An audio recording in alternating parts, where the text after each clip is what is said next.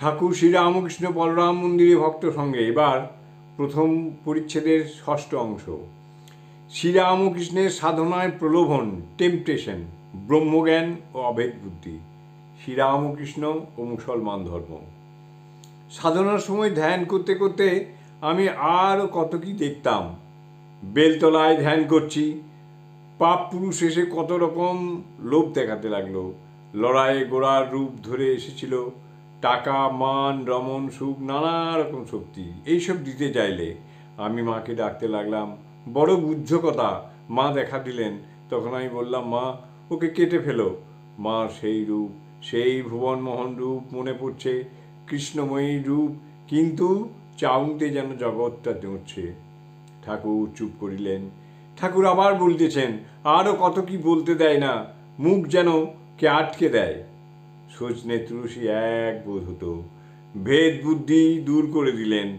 বটতলার ধ্যান করছি, দেখালে একজন দেরে মুসলমান মোহাম্মদ সানকি করে ভাত নিয়ে সামনে এলো।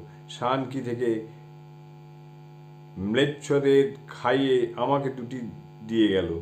মা দেখালেন, এক বই দুই নাই, সচ্চিদানন্দই নানা রূপ ধরে রয়েছেন।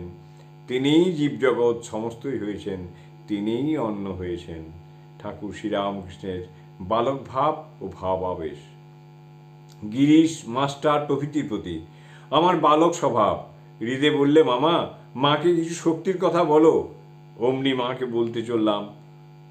এমনি অবস্থায় রেখেছে যে যে ব্যক্তি কাছে থাকবে তার কথা শুনতে হয়।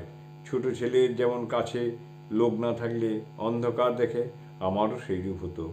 হৃদে কাছে না থাকলে প্রাণ যায় যায় হতো। ওই দেখে ওই ভাবটা আসছে, কথা কইতে কইতে উদ্দীপন হয়। এই কথা বলিতে বলিতে ঠাকুর ভাবাবিষ্ট হইতেছেন। দেশ কাল বোধ চলিয়া যাইতেছে। অতি কষ্টে ভাব সম্বরণ করিতে চেষ্টা করিতেছেন। ভাবে বলতেছেন, এখন তোমাদের দেখছি, কিন্তু বোধ হচ্ছে যেন চিরকাল তোমরা বসে আছো। কখন এসেছো, কোথায় এসেছো, এসব কিছু মনে নাই। জয় ঠাকুর।